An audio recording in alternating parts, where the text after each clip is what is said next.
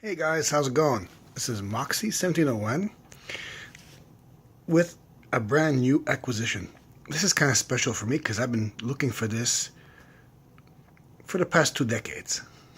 I finally got myself an Atari Jaguar. This was Atari's last video game console that they ever made, and it's underappreciated because it came out at a bad time and suffered from bad marketing and some design flaws.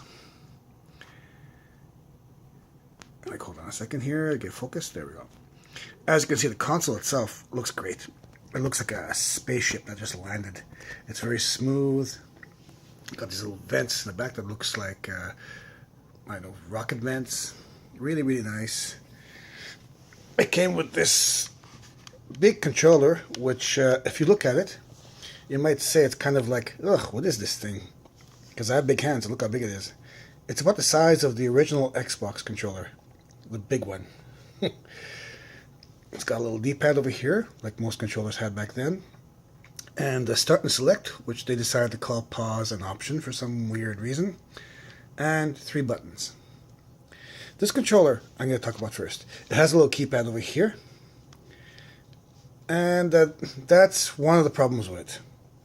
That's my major problem with it.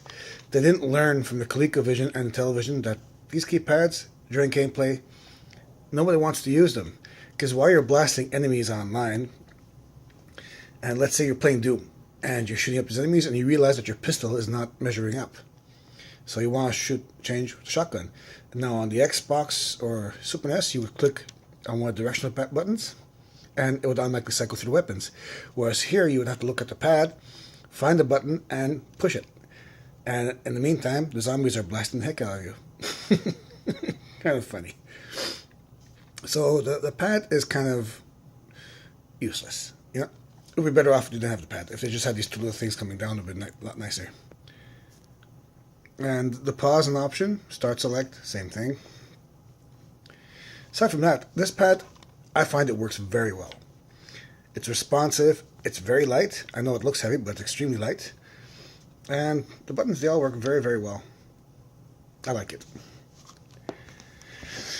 And the system itself, well, you can see over here, you have your 2 joystick ports over here. A little Atari symbol between them. And if you look at the pins, I don't know if you can see the pins. There's 3 rows of pins, which was unusual for the time. Because usually they use like 2 rows. But Atari went with 3, I guess, because of that pad I was talking to you about. It's got the power switch over here in the middle, which you can see there very clearly. But it's missing a reset switch. That's the problem number 1 with this. It's got a nice Jaguar logo over here. And see where the cartridge is plugged in? There's no dust flaps on the cartridge. Another flaw. And I don't know if you can see it in the back over here. You see the circuit boards are exposed? That's the expansion port. They should have had a cover on that. And they should have had an adapter to output audio, video, and composite. Because right now, I'm just using RF, and, well, the picture in RF is not the best. And here you got your plug for power. But I like the system. I like the system a lot. People like to hate on it, but I don't agree with them. Okay, it came with Cybermorph, which is a game that's, it's not bad, it's not horrible, but it's not a very good way to show off what this system can do. I will be reviewing this game later in another video. They should have included a game like Tempest or AVP that would have really got people to buy the system. But I guess, you know, if you include a game like this, the system cost $300 back in the day. So you need a reason to justify spending $300 of your cash on a game system. And since it came with this game, which is mediocre, it makes you want to go out and buy one of the good games just so you can show your friends and justify to yourself the money you spent on the system. So in that way, I guess it works. Kind of a reverse psychology thing. But I really like the system. It looked cool. It didn't do well because bad timing, bad marketing, and, well, these graphics that you're seeing over here, you know, it looks okay. But for 1993, you had stuff on the Super Nintendo, you had Nintendo 64, which was around the horizon, you had Genesis, and the games I've seen on this so far, you know, it doesn't really look like anything that can be done on a 16-bit system. Except, of course, for a couple of exceptions like Tempest 2000, AVP, and Robo Wars, Robo thing, something.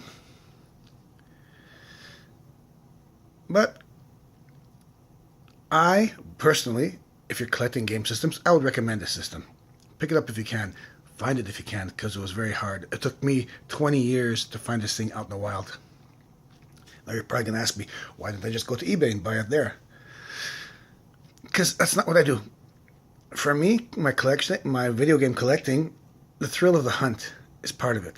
You know, when you spend such a long time looking for a system like this, and you find one in the wild, and the guy's giving it to you for a very good price, the feeling you get, it's pretty amazing.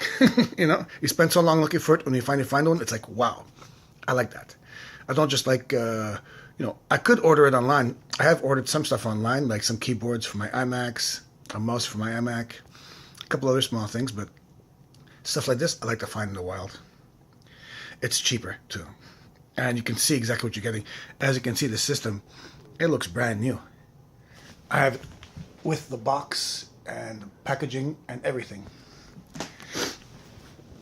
Now, if you want to see the box, there's plenty of other videos on the net that have the box. It's kind of like, you can see over here, black box with red Jaguar, 64-bit. Oh, that's one thing that I didn't mention. They say it's a 64-bit multimedia system. As it is, out of the box, not really multimedia. You need to have, I don't know if you can see this little slot here. There's a CD system that clicks onto that slot. You need that to make it a multimedia system.